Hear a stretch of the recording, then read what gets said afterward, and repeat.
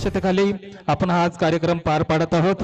या कार्यक्रमाला विशेष करून आदरणीय आयोजित करणारे आदरणीय प्रशांत बनसोडे साहेब यांचं या कर्मवीर प्रतिष्ठानच्या वतीने विशेष असं हार्दिक अभिनंदन। भगवंत आमुचा खरा भक्त काजा चवदार संघरी शास्त्र धरिता करी कांपला अरी उरी रौद्र रूपा मुक्तिपथ कोणता जीर्ण स्मृती जाळीता उजाळीला अगतिकार मार्ग साजा। जे रतनन सेठ म्हणून जे चैत्य आहे त्या ठिकाणी तथागत भगवान बुद्ध जातात आणि त्या ठिकाणी तथागत भगवान बुद्धांनी जो कर्म सिद्धांत आपल्याला सांगितलाय की कोणी जातीने वंशाने किंवा धर्माने किंवा मोठ्या परिवारामध्ये जन्म घेतल्याने किंवा श्रीमंत असल्याने मोठा होत नाही, तर ह्या जन्मात आल्यानंतर तो कोणत्या प्रकारचे पुण्यकर्म करतो याच्यावर त्याची श्रेष्ठता ठरते। या तत्वावर तथागत भगवान बुद्ध तिथे विचार विनिमय करतात। त्यानंतर अजपाल नावाच्या वृक्षाखाली तथागत भगवान बुद्ध जातात। तथागत भगवान बुद्ध जे अजपाल झाड असतं ते वडाचं झाड असतं, पण त्याला अजपाल नाव पडलेलं असतं। तर या अजपाल वृक्षाखाली तथागत भगवान बुद्ध, ज्याला अभिधम्म आपण म्हणतो, त्या अभिधम्माचं 7 दिवस त्यांनी चिंतन केलेलं आहे। त्यानंतर तथागत भगवान बुद्ध पुढचे 7 दिवस तिथून मुचलिंद नावाचं जे सागर आहे जिथं त्यांना ज्ञान प्राप्त झालंय त्या बोधी वृक्षाच्या जवळच आहे ते, तर त्या ठिकाणी जातात आणि मोकळ्या जागेत तथागत भगवान बुद्ध त्या चिंतन मननासाठी बसलेले असतात। पण त्यावेळेस खूप पावसाची शक्यता निर्माण होते आणि त्यावेळेस जो मुचलिंद नावाचा जो नाग जो आहे तो तिथे उपस्थित होतो आणि तथागत भगवान बुद्धांना वेळ देऊन तो तिथे बसतो आणि आपल्या फणेने तथागत भगवान बुद्धांची 7 दिवस पर्यंत त्याने सेवा केलेली आहे। त्यानंतर तथागत भगवान बुद्ध पुढचे जे 7 दिवस आहे ते राजा यतनम झाडाखाली चिंतन मनन करत असतात। त्यावेळी जे ब्रह्मदेशाचे तपस्सू आणि भल्ली नावाचे जो 2 व्यापारी असतात, हे खूप मोठे व्यापारी असतात, हे तिथं जे निरंजना नदी आहे तिथं आंघोळीसाठी आलेले असतात आणि त्यांचं स्नान आंघोळ आटोपल्यानंतर अचानक त्यांची नजर तथागत भगवान बुद्धांकडे जाते आणि तथागत भगवान बुद्धांना पाहिल्यानंतर त्यांना असा भास होतो की हे महान तपस्वी महात्मा आहेत हे त्यांना पटतं आणि ते तथागत भगवान बुद्धांजवळ येतात आणि तथागत भगवान बुद्धांना ते भोजनाची विनंती करतात। तथागत भगवान बुद्धांनी अगोदर 6 वर्षांचं ज्याला म्हणू आपण उपवास केलेला असतो, म्हणजे खूप कमी अन्न घेतलेलं असतं। त्यानंतर तिथून बुद्धगयापर्यंत येताना चारिका करून फक्त तेवढ्या दिवसपर्यंत त्यांनी भोजन केलेलं असतं। त्यानंतर जे पुढचे जे 40 दिवस आहेत तेव्हा त्यांनी खूप अल्प प्रमाणात भोजन केलेलं असतं आणि जे नंतरचे जे 49 दिवस तथागत भगवान बुद्ध जे आपल्या ज्ञान प्राप्तीवर चिंतन करतात त्यावेळेस देखील त्यांनी भोजन केलेलं नसतं। म्हणून तथागत भगवान बुद्धांना खूप जोराची भूक लागलेली असते आणि तथागत भगवान बुद्धांनी एवढ्या दिवसांमध्ये ज्याला आपण मुखमार्जन म्हणजे तोंडावर पाणी फिरवणे किंवा कुठलीही नैसर्गिक क्रिया केलेली नसते। तथागत भगवान बुद्धांना 49 दिवस झाल्यानंतर असं वाटतं की आपण आता पूर्णपणे चिंतन मनन केलेलं आहे आणि आपण आता उठलं पाहिजे। त्यानंतर तथागत भगवान बुद्ध आपल्या जागेवरून उठण्याचा विचार करतात आणि आपल्या मनात असा विचार करतात की आपण आता मुखमार्जन केलं पाहिजे। त्यानुसार जे दिव्य लोकातून इंद्रलोक तिथं पाणी घेऊन उपस्थित होतात, तथागत भगवान बुद्ध मुखमार्जन करतात आणि नंतर तपस्सू आणि भल्ली तथागत भगवान बुद्धांना ज्याला म्हणतात मधुपिंडक, मधुपिंडक म्हणजे भात आणि मध त्यानंतर मठ्ठा आणि जी काही मिठाई असेल ते भोजन तथागत भगवान बुद्धांना देण्यासाठी येतात। तथागत भगवान बुद्ध जेव्हा निरंजन नदीमध्ये अधिष्ठान करतात की माझं जे भिक्षा पात्र आहे जे नदीच्या विरुद्ध दिशेला जर वाहून गेलं तर मी सम्यक संबुद्ध होईल असं अधिष्ठान त्यांनी केलेलं असतं आणि त्यानुसार ते भिक्षापात्र नदीच्या उलट्या दिशेला वाहून जे अगोदर 27 बुद्ध झालेले आहेत त्यांनी देखील तिथं अधिष्ठान केलेलं असतं, तसंच अधिष्ठान केलेलं असतं आणि त्यांचे जे भिक्षापात्र असतात त्या नदीतच असतात आणि तथागत भगवान बुद्धांनी सोडलेलं हे 28वं भिक्षापात्र त्या ठिकाणी जातं. त्या सगळ्यांच्या खाली ते भिक्षापात्र जातं आणि ते दोघं भिक्षापात्र एकमेकाला टच झाल्याने टन आवाज होतो आणि तथागत भगवान बुद्ध समजतात की मी आता जरूर सम्यक संबुद्ध होईल. म्हणजे तथागत भगवान बुद्धांना त्या भोजन घेण्याच्या वेळेस त्यांच्याजवळ भिक्षापात्र नसतं. त्यानंतर 4 दिशांचे 4 राजे ज्याला चतुर महाराजिका म्हणतात त्या तिथे उपस्थित होतात. धम्म परिषद आहे म्हणून मी तुम्हाला थोडं याच्यात घेतो. तीन टप्प्यामध्ये सांगणार आहे. तर सर्वप्रथम बुद्धांचे महापरिनिर्वाण झाले त्यावेळेस अजातशत्रू हे राजाश्रय देऊन आणि त्या धम्मसभेला अध्यक्ष म्हणून भंते महाकाश्यप हे तिथे उपस्थित होते आणि ती पहिली धम्म परिषद, जागतिक धम्म परिषद पहिली पार पडली. दुसरं आपल्याला असं म्हणता येईल, बुद्धांचा धम्म परिषदेनंतर आणि त्यांच्या महापरिनिर्वाणानंतर या धम्माला परत एकदा ग्लानी आली आणि आमच्यावरती वेळोवेळी आक्रमण होऊन आमच्या धम्माला इथं क्षती पोहोचवली गेली. आमच्या भिक्षूंना मारलं गेलं, काटलं गेलं.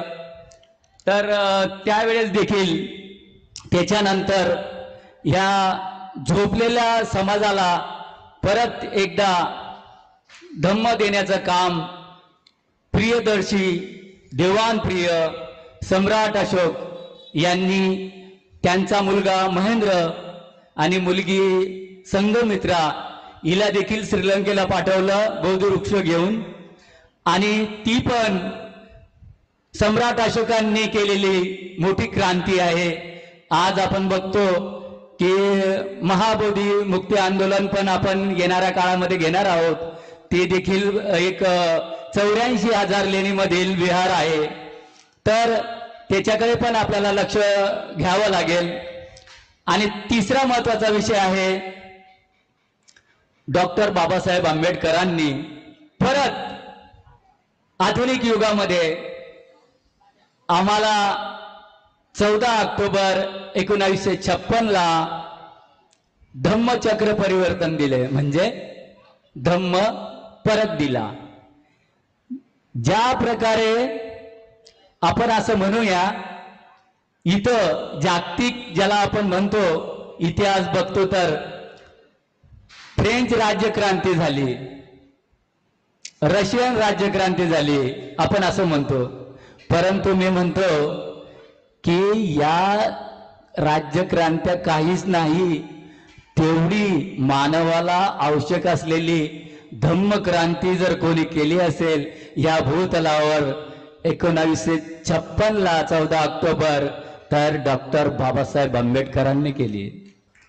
आणि तुम्हा आम्हाला हा सुरेख असा धम्म दिला. बाबासाहेब आणि बुद्धांनी सांगितलं की या मानवाला या भूतलावर जगण्यासाठी जर काही आहे, दुसरं काहीच येत नाही. व्यक्ती मरणानंतर आपल्या वाट्याला काय येतं बरं? तुम्ही सांगा काय येतं? व्यक्ती मरताना काय येतं? काहीच येत नाही, परंतु येतं. तुम्ही म्हणाल कसं भंतेजी? अश्रू, नातेवाईक रडतात है ना? कशाला येतं? त्या मड्याला येतं. ते प्रेत ठेवलं असतं ना, त्याला एक शब्द आहे मड, मूर्ध प्रेत है ना. जोपर्यंत व्यक्ती जिवंत असतो त्याला किती गर्व, त्याला किती राग. वरदान देण्यात येत आहेत. त्यासाठी आदरणीय विकास थोरात,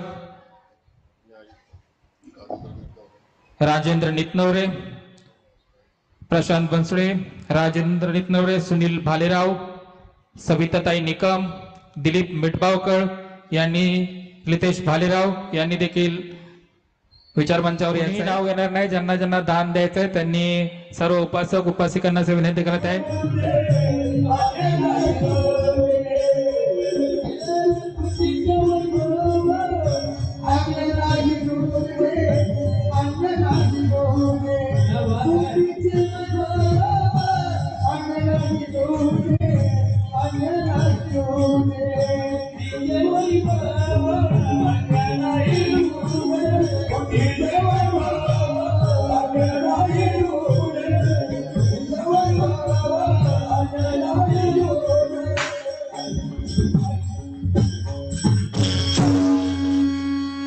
आवडलं का?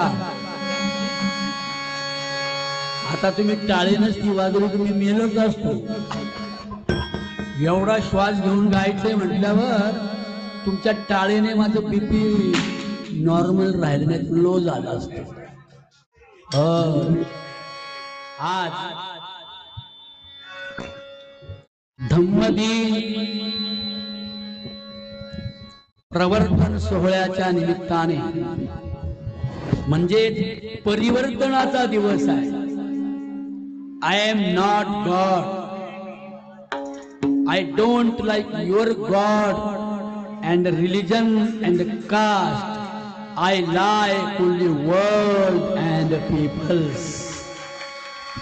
All world is my house and temple, and all people is my family and God. हा विचार 2500 वर्षापूर्वी तथागत गौतम बुद्धांनी आपल्याला दिला. पण महापुरुषांची किंवा मोठ्यांची भाषा मोठी असते, ती लहानांना समजत नसते. म्हणून असं म्हटलंय संस्कृत भाषा. आता एक काम करूया, आपण याला संगीत प्रवचन नाव देऊ. म्हणजे कमी वेळामध्ये आपण करूया. श्री शरदराव बनसोडे, प्रशांत, प्रशांत बनसोडे. खरं तुमचं आडनाव बंद सोडे पाहिजे होतं. म्हणजे आमचे बंध तुम्ही सोडताय.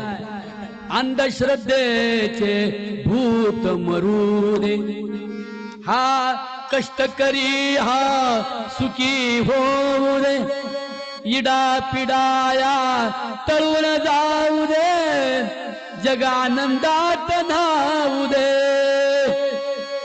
आमचे बंध सोडा.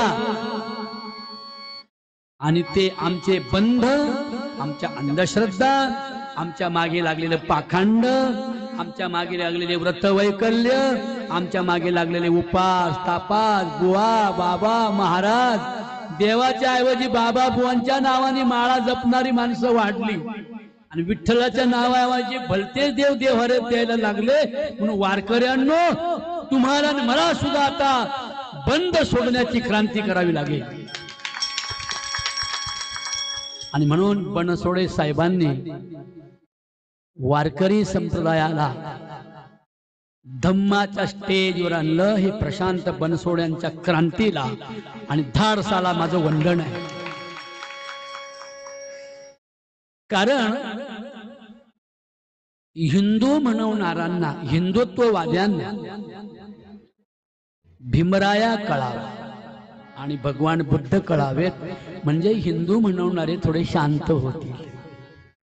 आणि आंबेडकरी चळवळीला म्हणतोय बरं का मी, भीमसैनिकांना आंबेडकरी चळवळीला विश्वा एवढा विठ्ठल आणि तुकोबाराय ज्ञानोबाराय कळावेत, याच्यासाठी बनसोडे साहेबांचा हा प्रयत्न आहे की मधली दरी नष्ट करायची असेल तर वारकरी कीर्तनामध्ये बुद्ध आणि भीम आला पाहिजे आणि आंबेडकरी चळवळीमध्ये विठ्ठलामुचे जीवन आनंद माझे स्थान, विठ्ठल सिद्धीचे साधन, विठ्ठल ध्यान तुम्ही सावा, विठ्ठलामुचे जीवन सारं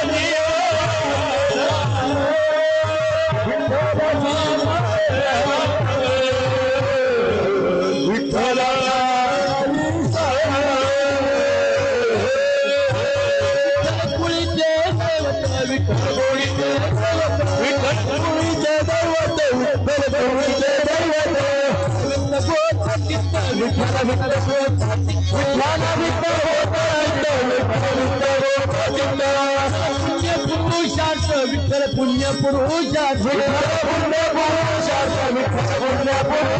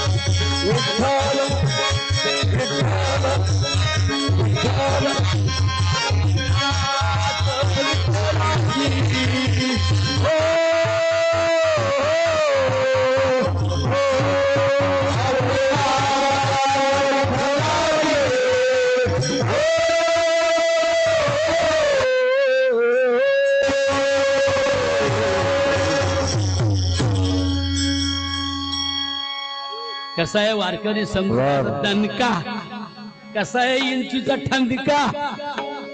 every man is his pride. एका वेळेला कल्याण पासून तर ऐका आता शांत राहा.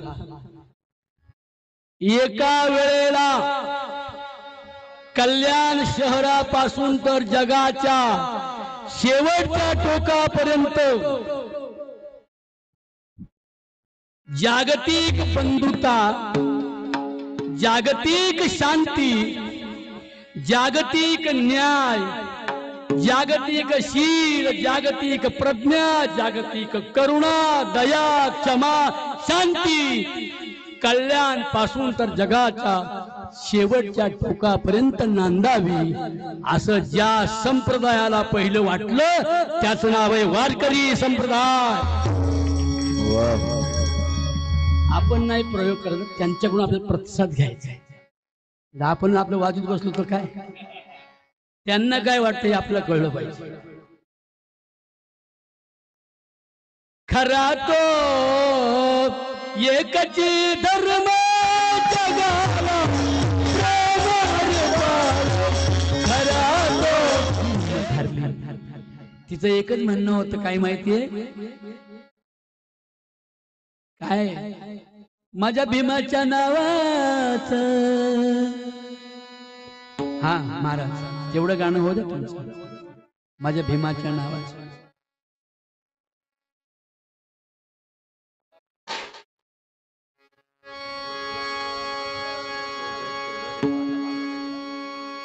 माझ्या भीमाच्या नावाचं कुंकू लाविल रमान, माझ्या भीमाच्या नावाचं कुंकू लाविल रमान, कुंकू लाविल रमान, कुंकू लाविल रमान, कुंकू लाविल रमान, कुंकू लाविल रमान. माझ्या भीमाच्या नावाचं कुंकू लाविल रमान, माझ्या भीमाच्या नावाचं कुंकू लाविल रमान, कुंकू लाविल रमान, कुंकू लाविल रमान, कुंकू लाविल रमान, कुंकू लाविल रमान, कुंकू लाविल रमान, कुंकू लाविल रमान, कुंकू लाविल रमान, कुंकू लाविल रमान.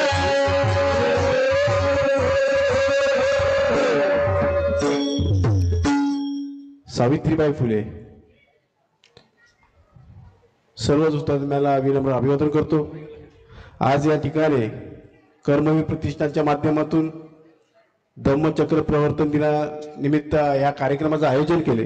माझे मित्र प्रशांतजी बनसोडे हे या विभागामध्ये अनेक वर्षापासून मोठ्या प्रमाणात असे कार्यक्रमाचे आयोजन करत असतात. वया वाटप असो, बाबासाहेब आंबेडकर छत्रपती शिवाजी महाराजांची जयंती असो, या ठिकाणी आरोग्य शिबिर असो, असे अनेक या ठिकाणी उपक्रम राबवत असतात. त्याचप्रमाणे या ठिकाणी कोणत्या प्रकारची अडीअडचण कुठे आली तर तिकडे धावून जाणारा असा आमचा मित्र प्रशांत बनसोडे आज सुद्धा या ठिकाणी अनेक मान्यवरांचा या ठिकाणी सन्मान केला जाते. त्याचप्रमाणे लोकांना इथे त्यांनी भोजनाची व्यवस्था केलेली आहे. त्यामुळे मी प्रशांत बनसोडेचं या ठिकाणी कौतुक करतो आणि धन्यवाद देतो. जय हिंद, जय महाराष्ट्र, जय भीम. आदरणीय महेशदादा गायकवाड यांचं यांच्या मंडळाच्या वतीने हार्दिक स्वागत.